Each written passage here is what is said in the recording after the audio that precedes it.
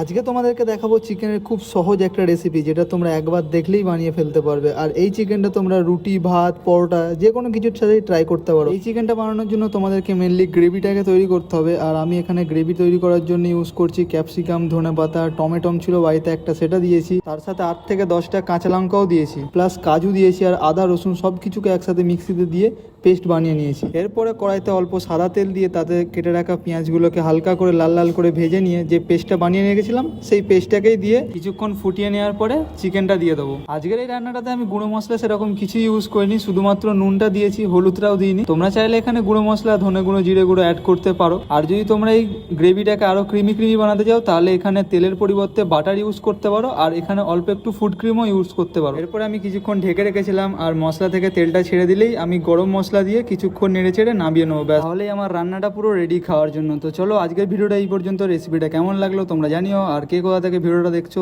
সেটাও জানাতে পারো। তো চলো, আজকের মতো বাই, দেখা হচ্ছে নতুন কোনো রেসিপি বা নতুন কোনো ভিডিওতে।